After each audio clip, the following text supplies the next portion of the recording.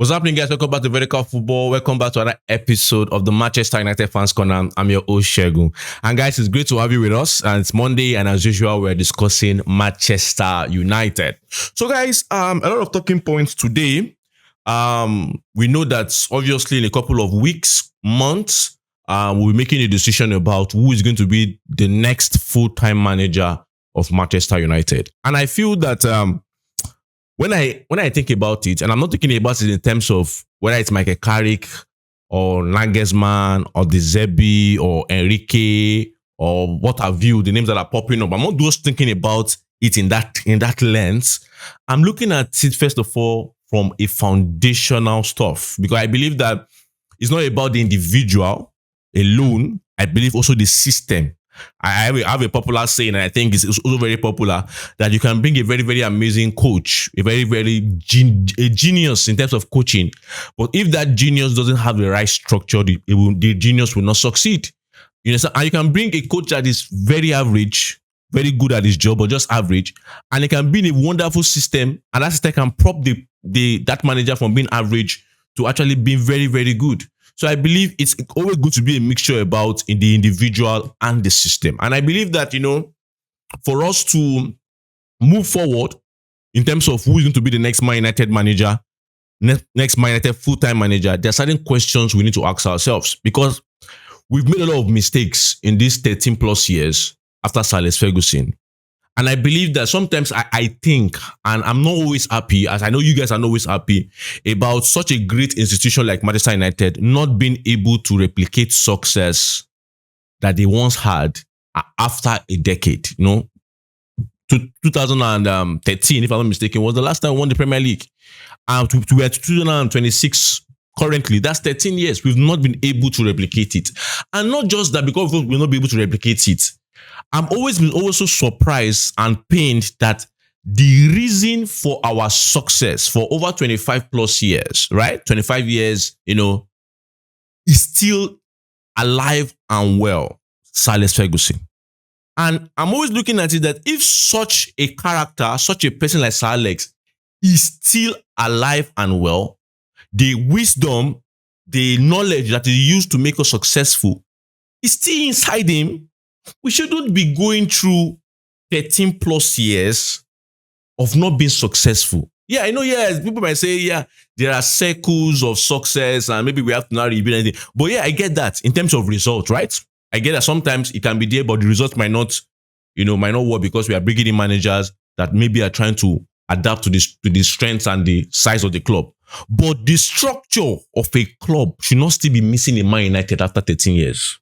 The result can be missing, but the structure of knowing what we want to do, how we want to do it, within the time frame we want to do it, knowing those structures, it should not still be missing in Man United. People might ask me, but we have the likes of Berrada, we have the likes of Wilcox, we have the likes of, Vivel and those likes. That's another discussion to have. But for me, I still believe that the United structure is still very missing. And even if we are trying to form something now, it's also a shame that the fact that we have someone like Sir Alex Ferguson still with us, hale and healthy, and it is taking us 13 plus years to get a structure in place.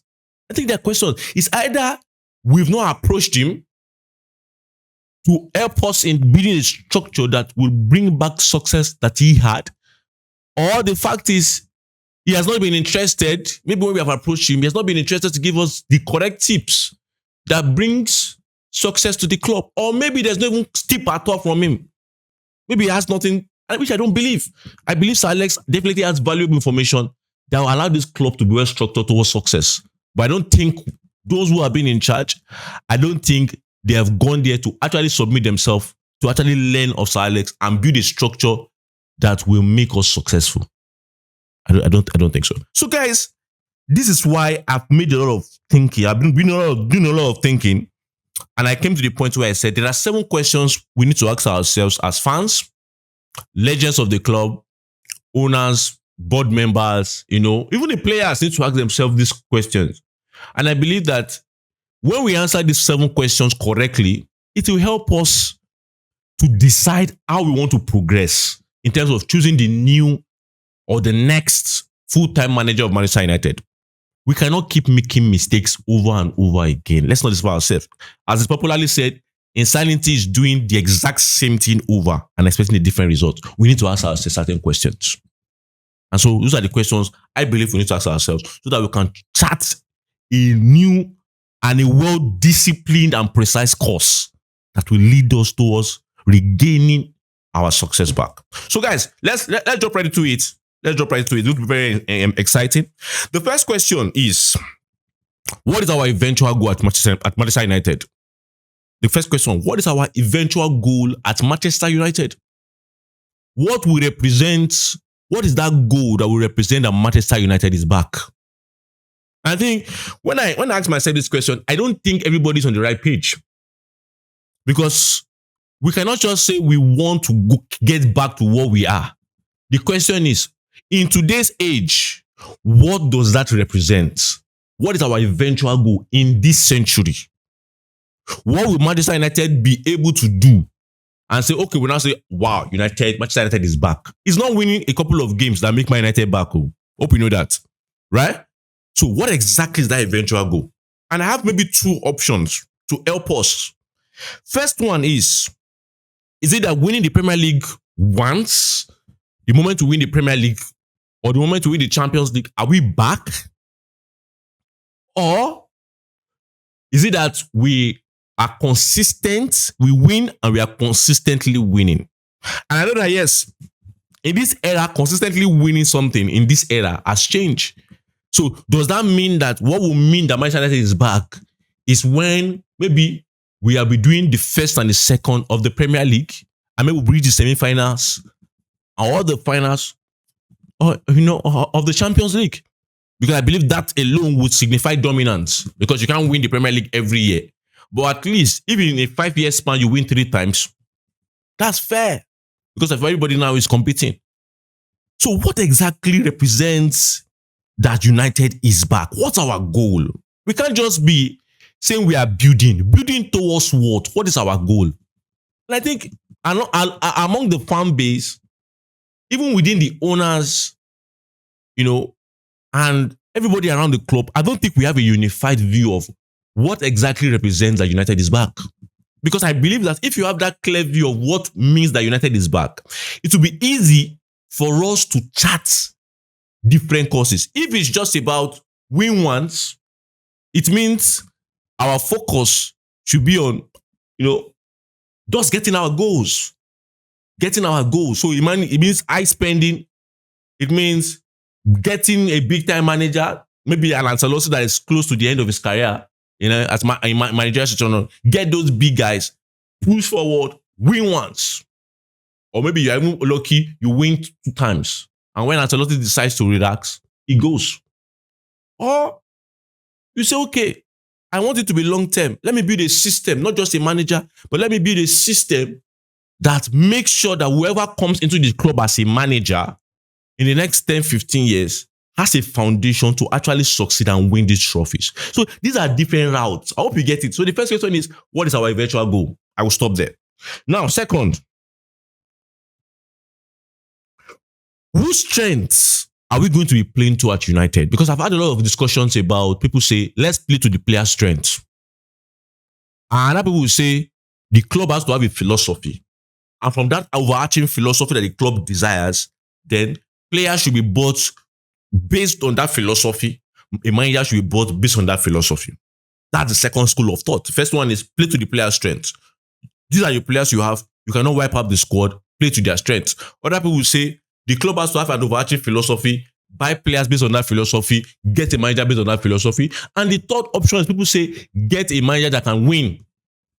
Get the top manager that can win. Let the manager set the philosophy. Let him get players that he needs. The club should back him and he will deliver a trophy. So what routes are we going to use? These are 3 different routes. These are 3 clear and different routes. And let me say this. If the objective, because I've heard it for months that play to your player's strength. If the objective is to play to the player's strength, there are certain managers that should not be coming to our mouths as next Man United manager. The likes of Enrique, the likes of Zerbi shouldn't be coming to our mouths. Because we know those guys are majorly system managers. Those guys, when you bring them in, they will. Everybody will buy players, right? But you know what I mean. Those guys will, especially Enrique, will need a huge flow of new players, a huge inflow of new players, because he is paid by a system, and if he wants to get players for that particular system, it's not going to come and say, okay, what do we have here? Let me just make use of them. So if we are saying we are playing by the player strength, certain managers should not come to our minds. If we say that we are playing to the manager's strength, then I get every manager that we bring in goes. The manager comes in, decides the philosophy, buy players for that philosophy. But if the manager leaves, then we now go with the next flow of the next manager and what the next manager wants to play. Is that okay? Is that the smarter choice? Or the club sets the philosophy, sets it that, okay, we want to play this. This is how we want to play. In the next 10 to 15 years, this is how we want to approach the game. Or in the next 20, 30 years, this is how we want to approach the game. These are the players who will buy not just to first team, but even to the academy.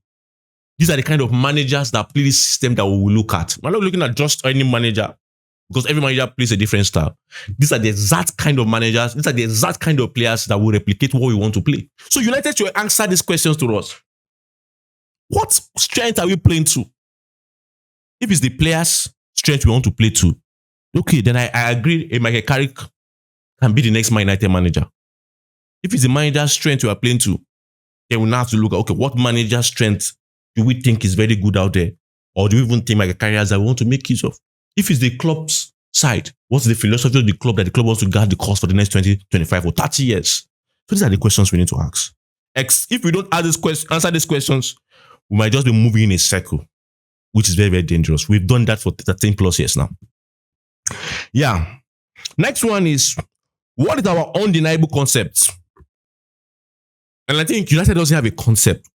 We used to have a concept under Sir Alex Ferguson, and I think that's what a lot of people are referring to as the United DNA.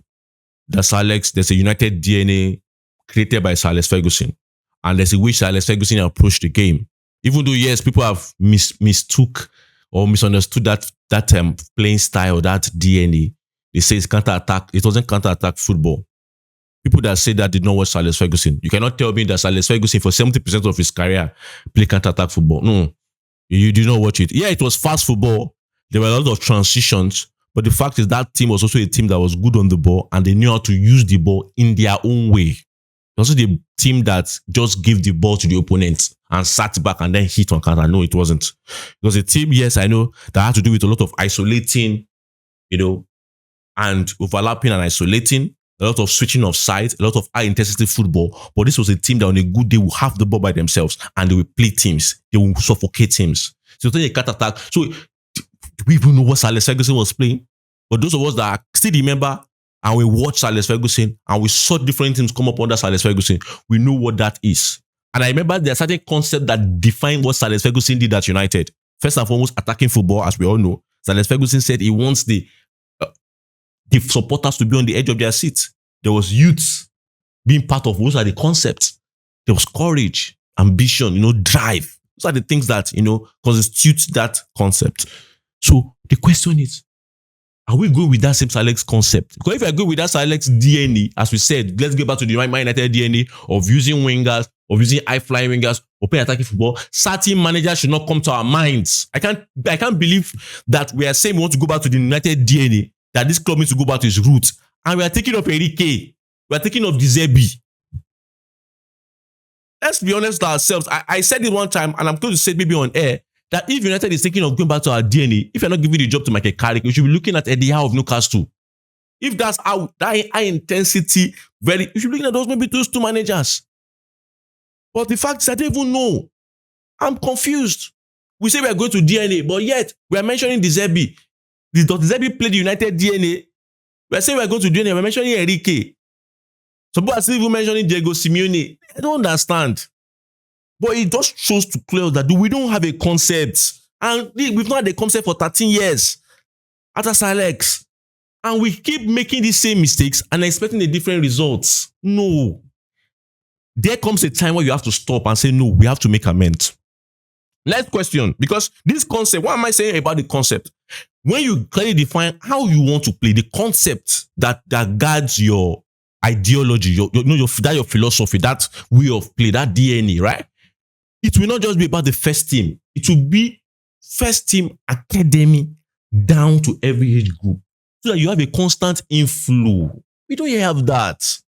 If we bring Enrique now, the question is, if Enrique is the next Man United manager or it is Zerbi, will the academic coach of United be playing the same way Enrique is playing? With the under 21s, under 18s, all those under, are they going to be playing the exact way Enrique is going to be playing? That will show us if we truly have a concept. We don't want a situation whereby first team is playing something else, the others are playing different. It shows that this is a club that is not really aligned. And we have guys that have been in clubs that have actually done well. The likes of Vivel, Red Bull Group. We have the likes of Berrada and Wilcox, Man City. So they should understand how this thing works. So next one. Our appetite for risk and balance with our traditions. Yeah, I think our appetite for risk, I've said it before, when we brought Ruben Amorim in. If you remember, those of us watching us from the onset, I said it that United is taking up an identity to change, or an experiment to change our identity. That was the name of the episode there. You can check it and watch it. The question is, don't just choose a manager because you want to win games. Understand the fact that certain managers that you bring in, if you are a long-term thinking club, you understand that bringing in an Amorim then was an experiment to change United's identity. And I said it that time. I'm not against that experiment, but I'm really willing to stick with the experiment. But it shows that we did not have that high appetite for risk, because risk means you are going to change the way you play. Bringing in an Enrique simply means you're going to change the way you are used to seeing football as a United fan. It's a different way of play. It's a manager. Zerbi is a different way of play. It's not a transition kind of football. So what do we want? Is it just to win, or actually institute a way of play that will be superior, a system that will be superior, that will give us wins? What exactly? Or is it just let's just win? Without we will play, let's just win. And then we don't complain about how the football appears to us. Let's just win. Or we actually look at it and say, bringing in an Enrique, bringing in Zerbi, bringing these kind of managers, we actually change the way we have seen football for years. And maybe that risk is necessary to chart a new course. Maybe. But what's our appetite for risk? We've shown under Ruben Amorim that we don't have that appetite for risk, because all of a sudden we started shouting, let's go back to our formation, let's go back to our style of play, let's go back to high-flying wingers, let's go back to transition kind of football. Started shouting that. So it shows that we don't have, and I don't understand that, yes, there needs to be a balance between the risk we want to take and our traditions. Understand the fact that United has a tradition. So what football will represent risking for the next level of United in terms of how we want to approach the next 10 years of United, but also keeping in touch with our traditions? We have to have that balance. These things I'm saying are not just gazi. These things are real. What's our appetite for risk? Because I don't want a situation whereby we bring in a manager like maybe Enrique, and a few months after that, we start shouting when we're not winning, or we're not winning as much. When the man is trying to do some things, we now see, this is not a kind of football. Let's go back to the United DNA. The question is, when we are bringing him, don't you know that he doesn't play the United DNA? So that's that. Let's balance our appetite for risk and even our keeping in touch with our traditions in this club. Next point is our recruitment model. Does it fit with a tactical philosophy? Yeah, I know for now we are trying to build a new era. If you look at it that way, in terms of we've gotten Vivelli, we've gotten Wilcox, we've gotten Berrada. Now we want to try again to get a new manager, right? The question is, I get a lot of people talk about Cristobal Vivel. For me, I'm still trying to look at his capacity. I feel the only player that has played for the senior team. No, I feel the only player that has played for the senior team that we actually saw that he suggested that let's go for this particular player, that he was the one was Benjamin Sesko, right? And Vivel, obviously, when you look at the kind of players he chooses, he's looking at a situation where he is likely to choose players that fit a particular brand of football. That's Christopher Vivell. The question is, if a Nagelsmann is the next permanent manager, I understand why Vivell will be very, very effective, because Vivell understands the kind of players that a Nagelsmann would like to use for his kind of high intensity kind of football, right? I get that. If Michael Carrick is the manager, Michael Carrick is someone that can make use of the players available, take cognizance of their strengths and find a way to play them and will win, right? I get that. But if Vivell is our recruitment guy and we bring in an Enrique, does Vivell have the right qualifications to select the kind of profiles of players that an Enrique needs and wants? I know people will say, oh, Vivell can sign anybody. Really? Really? We know how this football works. We know that there are certain people that we have, they've scouted they have a particular kind of player they bring. Vivell has a particular kind of player he scouts. We know this. You can look and check his record. So the way he signs, is it going to fit a Zerbi or an Enrique? Let's have that discussion. So that we don't have situations whereby we bring an Enrique and Vivell says, this midfielder is the best. And Enrique said, no, I need a more technical midfielder. And Vivell says, let's go for a very high intensity midfielder. And then we have those clash again. And they sack the manager because the board are in disagreement with the manager about the choice of midfielder. So let's go. So if it's Vivell that is going to be the person, if it's Wilcox and those guys that are in charge, let's choose a manager that will seamlessly work with these guys. A manager that the players they are more likely to suggest will fit already is kind of brand of football. And then we have a seamless report. It's not coincidence that the likes of Pep Guardiola had Tixi and Man City. Even Sir Alex had this guy that was with him. You know, the name escapes me now. The guy that was his kind of like sporting director then, the CEO. He had so successful clubs are clubs that there's a very, very good symmetry. At least not all clubs, but majority of those clubs have good symmetry between the manager and the sporting director or the recruitment people. They both have the same vision of how they see football. So whatever I suggest aligns with what the manager wants to use. So there are not many clashes. If I just be okay.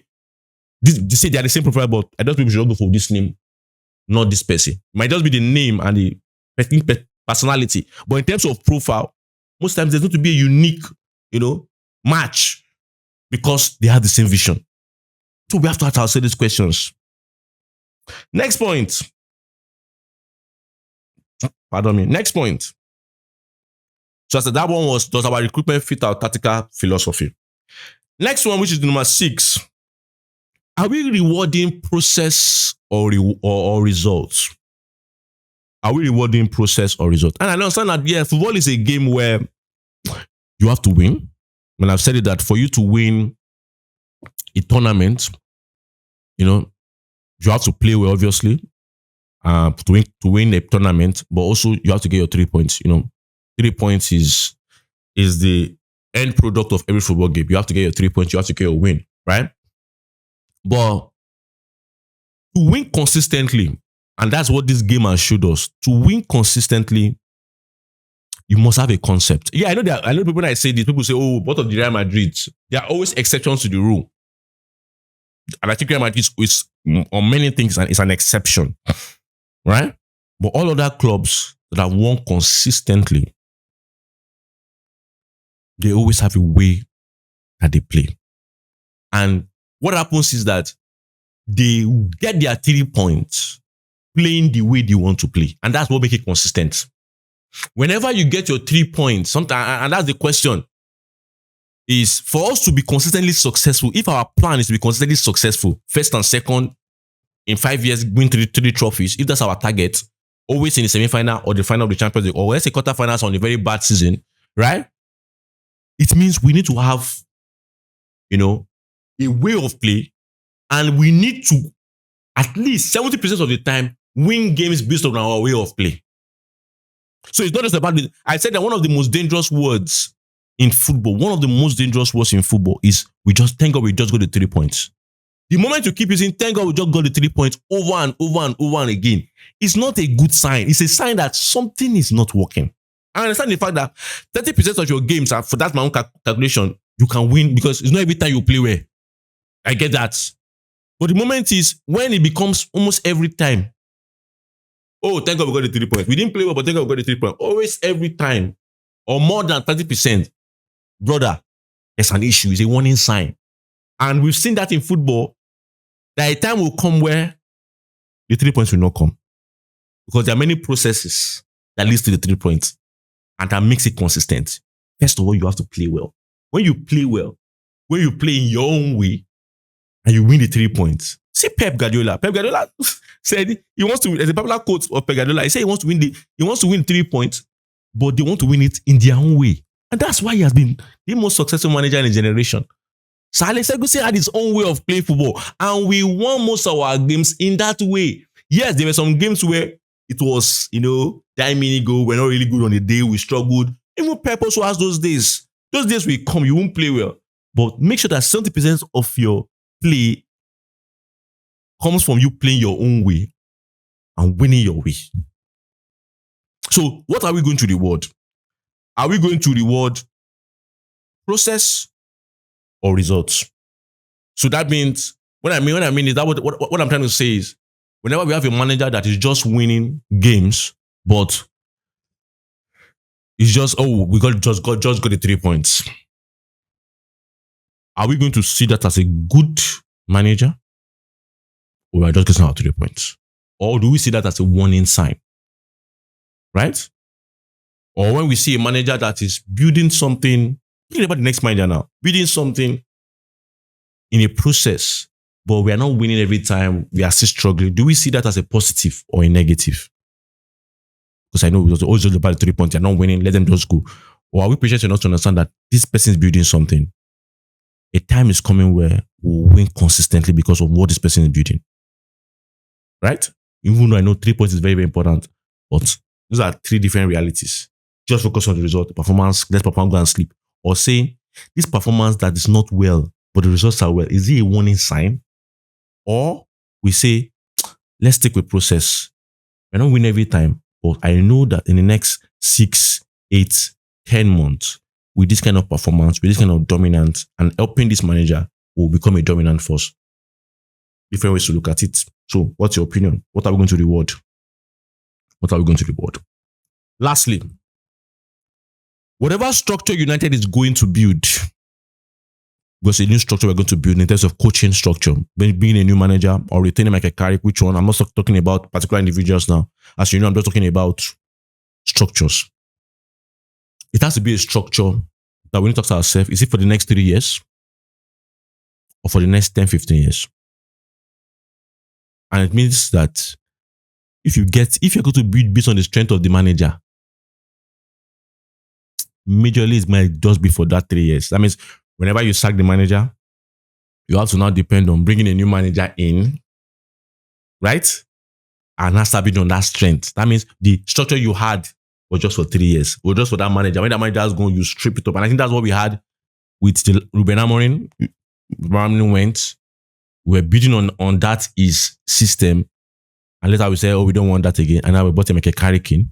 And then Michael Carrick is a permanent manager. And he started building on his own. And maybe we now say, at a point we don't want to make Michael Carrick again. And we now let him go. We now want to go for that. It's tiring. So the question is, are we building for the next 3 years? Or for the next 10, 15 years?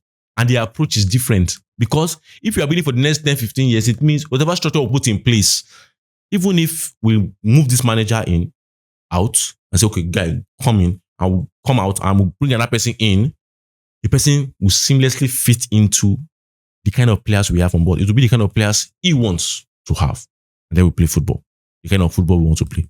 So these are the questions. I believe that United needs to structure a lot of things before even deciding who the next Man United manager is. Because if we keep going this route, it might just be in circles. And for me, I'm tired of seeing this club going in circles. I'm tired of seeing this club going in circles. Results, we might not be able to control results for now. But the fact is, let's even see a structure. Let's even understand. Let every United fan be able to say, this is the course we are charting. This is how we are trying to move. See Arteta, see Arsenal. The results were not always that okay. But they had He structured. They said, let's chat this course. And now look at what they are doing now. It looks as if maybe the league might even be theirs this season. So let's chat a course United, a new course of success. So guys, these are my opinions on the current situation of United. I hope I've been able to pass my message well enough to you. We'll do a lot of analysis on the names that are coming up. We've done for Nagelsmann. We'll still do deep analysis on Nagelsmann. We're going to do for the Zerbi. We're going to do for the other managers that might come up, really, Enrique and the likes. We're going to understand how they play, how we can fit into our club. We'll analyze that. So guys, thank you for sticking with me. I made my humble self, Shegun. Don't forget to like, don't forget to subscribe. And most importantly, don't forget to share. Until I see you next time. Bye.